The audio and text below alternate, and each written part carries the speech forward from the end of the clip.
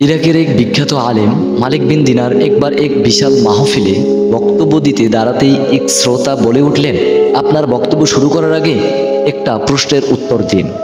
মালিক বিন দিনার প্রশ্ন করার অনুমতি দিলেন। বয়স্ক শ্রোতা বললেন, আজ থেকে 10 বছর আগে আপনাকে আমি মাতাল অবস্থায় পড়ে থাকতে দেখেছি। আপনি সে অবস্থা থেকে কিভাবে ফিরে আসলেন এবং ওয়াজ করার জন্য এখানে আসলেন? মালিক বিন দিনার কিছুক্ষণ মাথা নিচু করে রইল, তারপর বলল, ঠিক বলেছেন আপনি, আমি সেই ব্যক্তি। শুনুন তাহলে আমার জীবন কাহিনী। এক কদরের রাতে মদের দোকান বন্ধ ছিল। দোকানিকে অনুরোধ করে আমি এক বোতল মদ কিনলাম। তারপর বাসায় খাবো বলে এই শর্তে আমি বাসায় ঢুকলাম। বাসা ঢোকা মাত্রই দেখি যে আমার স্ত্রী নামাজ পড়তেছে। আমি আমার ঘরে চলে গেলাম এবং বোতলটা টেবিলে রাখলাম। আমার 3 বছরের ছোট্ট শিশু মেয়েটি দৌড়ে আসলো। আসার সময় টেবিলের সাথে ধাক্কা লেগে আমার মদের বোতলটা মাটিতে পড়ে ভেঙে যায়।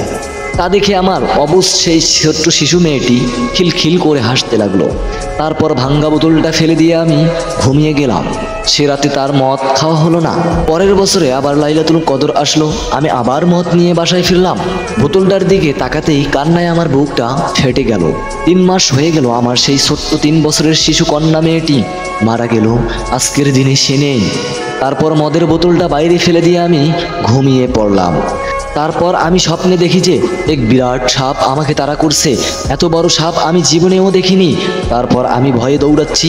এমন সময় এক দুর্বল বৃদ্ধ লোককে দেখলাম।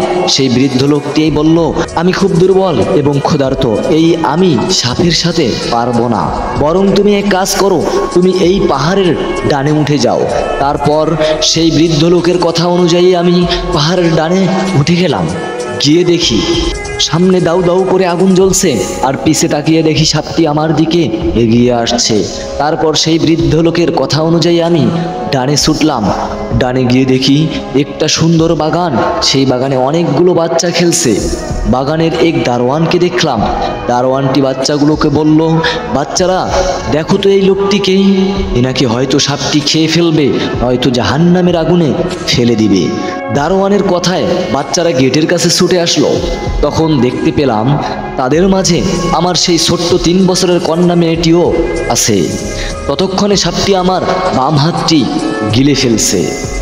ঠিক তখনই আমার মেয়েটি আমার ডান হাত জড়িয়ে ধরে আমার বাম হাতে থাপ্পড় দিয়ে সাপটিকে ফেলে দিল।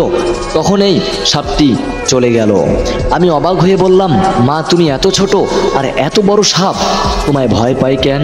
উত্তরে আমার মেয়ে বলল, বাবা আমি জান্নাতি মেয়ে, জাহান্নামের সাপ আমায় ভয় পায়। বাবা তুমি কি সাপটিকে চিনতে পেরেছো? উত্তরে আমি বললাম, না মা, আমি চিনতে পারিনি। আমার মেয়ে আমাকে উত্তরে বলল, বাবা এ তো তোমার নফসকে তুমি এত বেশি খাবার দিয়েছো যে সে আজ এত শক্তিশালী হয়েছে যে সে তোমাকে আজ জাহান্নামের কাছ পর্যন্ত তাড়িয়ে নিয়ে এসেছে।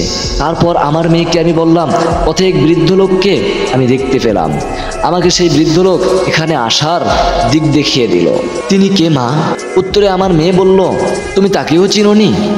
আমি বললাম, না মা, আমি তাকেও চিনিনি। আমার মেয়ে প্রতি উত্তরে বলল, সে তো তোমার রূহ, তাকে তো কোনোদিনও খেতে দাওনি। সে না খেয়ে এতটাই দুর্বল হয়ে পড়েছে যে সে কোনো রকম বেঁচে আছে। তারপর আমার ঘুম ভেঙে গেল। সেই দিন থেকে আমি আমার রূহকে খাদ্য দিয়ে যাচ্ছি আর আমার নফসকে খাদ্য একেবারেই বন্ধ করে দিয়েছি। চোখ বন্ধ করলেই সেই ভয়াল রূপটি দেখতে পাই আমি, আর দেখি সেই দুর্বল রূহকে। কত দুর্বল রূহ, হাঁটতেই পারে না বলে ঝরঝর করে কেঁদে ফেললেন মালিক বিন দিনার। তাই আসুন নিজের নফসকে হেফাজত করি, চিরস্থায়ী হবে না হলে আমাদের জাহান্নাম। 5 ওয়াক্ত নামাজ পড়ব, সঠিক পথে চলব, সদা সর্বদা আমরা ইমান নিয়ে বেঁচে থাকার চেষ্টা করব। আল্লাহ আমাদের সবাইকে তৌফিক দান করুক। ওমা তৌফিক ইল্লা বিল্লাহ। ভিডিওটি অবশ্যই আপনারা শেয়ার করবেন। শেয়ার করে আপনিও সওয়াবের অধিকারী হবেন ইনশাআল্লাহ। আসসালামু আলাইকুম ওয়া রাহমাতুল্লাহ।